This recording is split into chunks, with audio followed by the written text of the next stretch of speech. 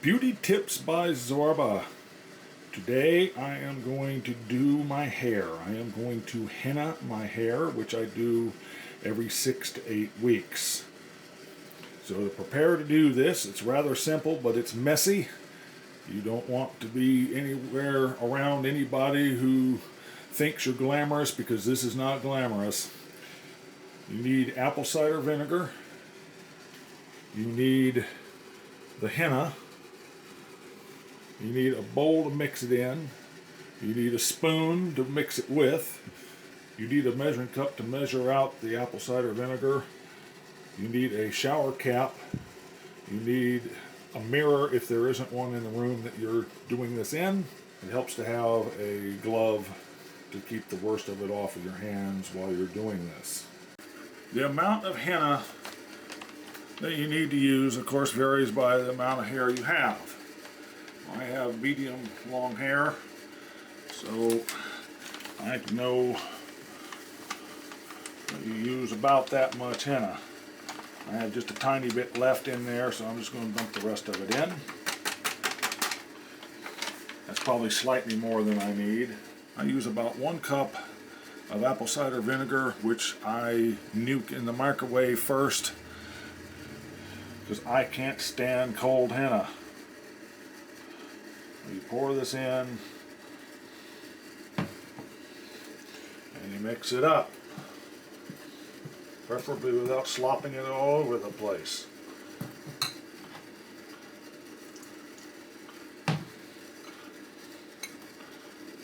It takes a while to get this to mix up right.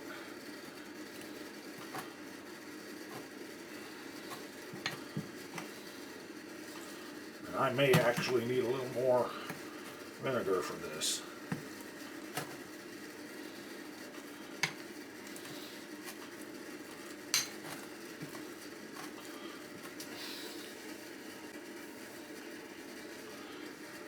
I'm continuing to mix this. I did have to add more apple cider vinegar to it because I am making too much of this. Now they say to have this approximate thickness of pancake batter. I like it just a tiny bit thicker. The balance that you have to strike is the thinner it is, the easier it is to work into your hair, but also the easier it is to drip out of your hair during the 6-hour curing time. It takes 6 hours for this stuff to sit in your hair. So that is probably about ready to go. I am now going to put it on. Use this hand mirror to see what I'm doing with one hand while I put it in with the other, because I don't have a mirror in this room. I do this in the utility room so that it doesn't create a mess, because it's a mess.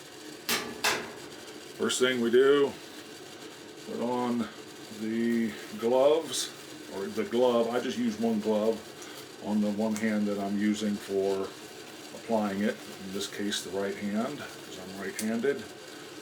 Now, my lovely wife was doing it. She would use the left hand, because she's left-handed. And I take my glasses off, so I can't see too well. And I have to hold this thing fairly close. I start in the front. I try to work it down into the roots in the very front, and then my temples over here always show the gray first, and then I work it in the rest of the way for the rest of the head. I don't worry quite so much about getting it all the way to the roots in the back, because they can't be seen anyway, but I do the best that I can. I take a handful of this glop and I start working it in.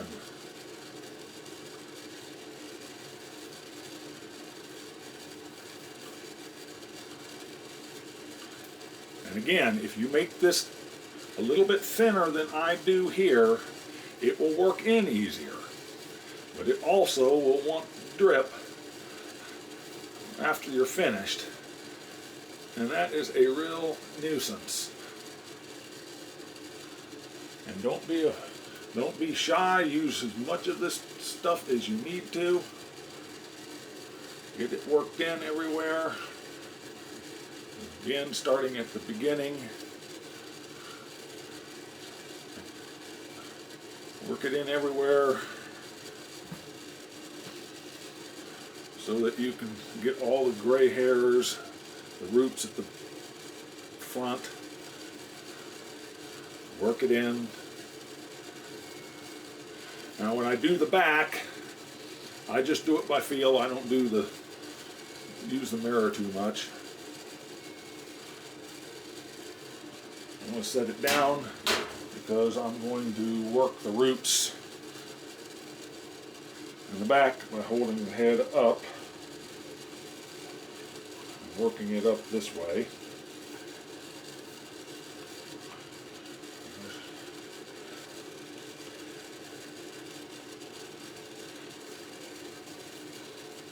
The smell of henna, most people like it. I like it. I think it's just something very spiritual and fundamental about the smell. On the other hand, my long-suffering wife does not like the smell of henna at all. And I smell like henna for about 3 days after doing this. See here, I'm just starting to work it in to the top of the head and just push the glop and use my fingertips just to work it down to the scalp.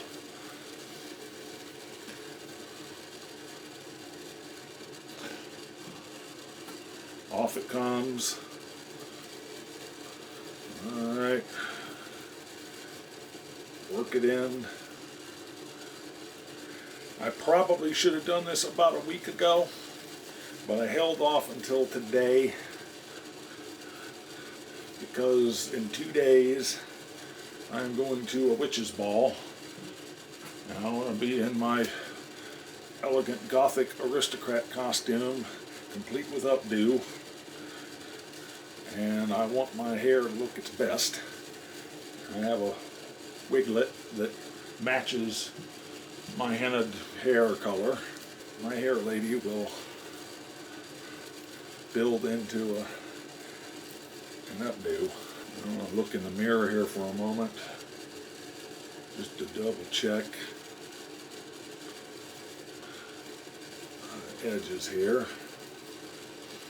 Now some people will ask me if I henna my beard or my mustache.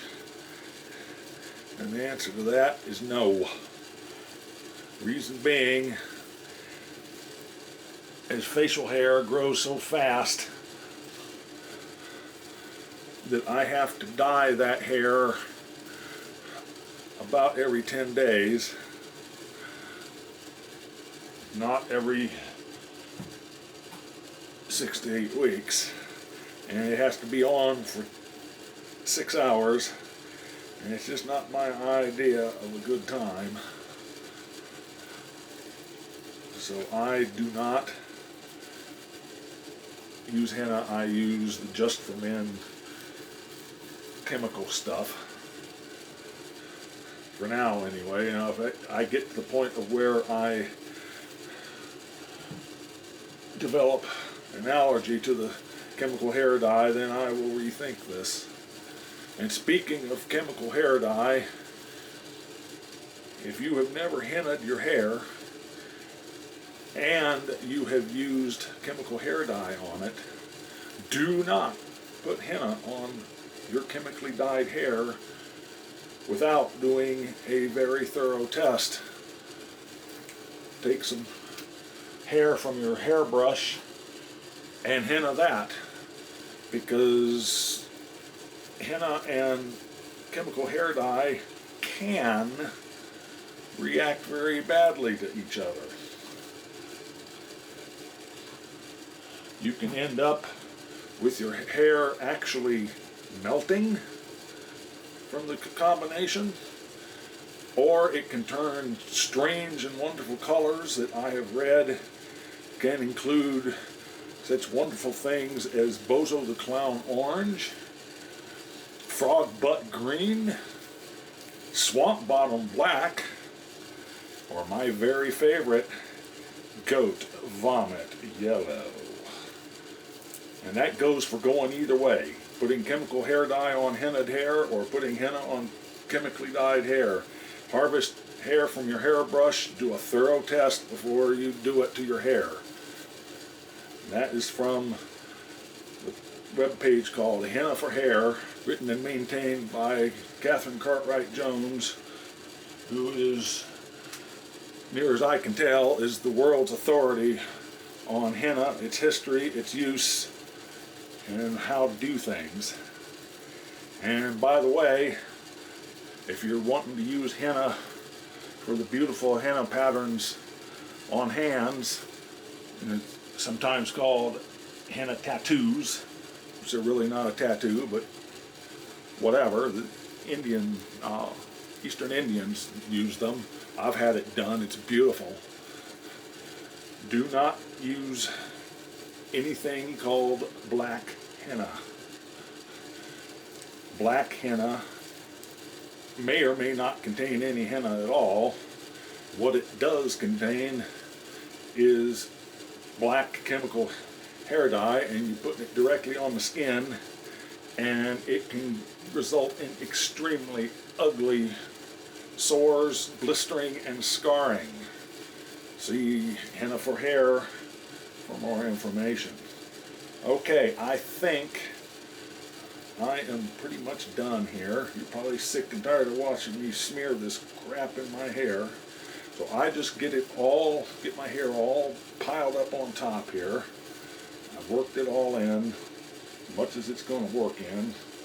I could probably use a little bit more right back here. Now I remove the glove. And I take the shower cap. And put the shower cap on. Put my glasses back on. Hopefully this comes out on the camera so that the back looks like, okay, it's just before 3 p.m. I can take this off around 9. 8:30 would push it a little bit. Depending on what I do, it might go till 9:30. Hopefully I won't get too much drippage out of it.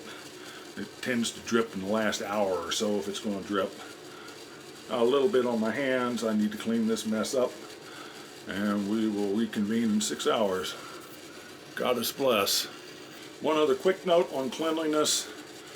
I always wear an old ratty shirt, and when cleaning the bowl that you mixed it in, it's a lot easier just to take it outside and use the hose to hose it out in the spoon, because the henna tends to clump up and it's hard to wash down the drain, and so it's just a lot easier to hose it off. It is now about 25 minutes after 9 in the evening, and I am ready to wash this henna out of my hair, but it takes a little bit of preparation work, as you might expect.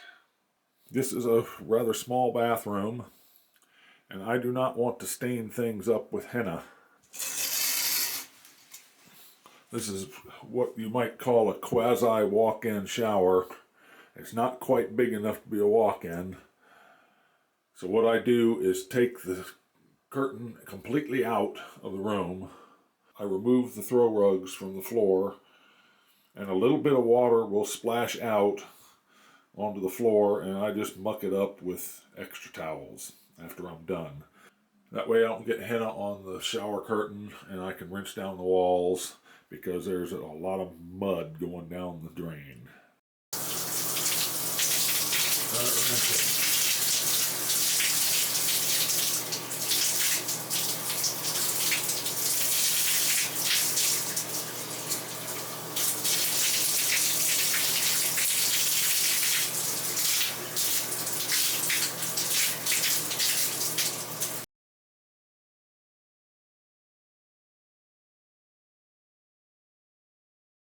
Hello, this is the next day. The henna has dried and been rinsed out, and my hair is now dry and done. I don't know if it's showing in this light or not, but henna tends to be a little bit on the loud side for 2 or 3 days. There's especially catch lights in the roots where it hasn't been dyed before, and they are significantly brighter where there was gray hair, but that will settle down in 2 or 3 days.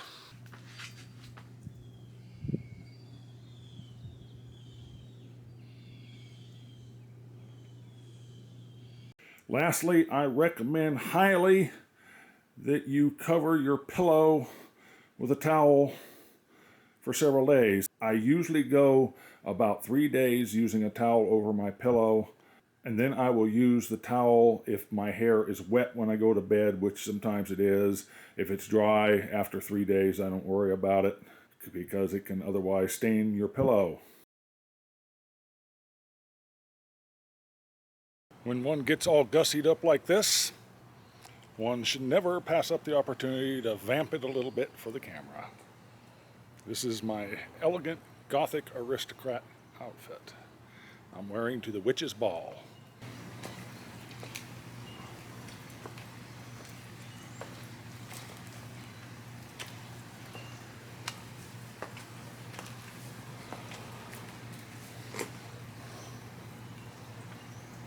Ciao.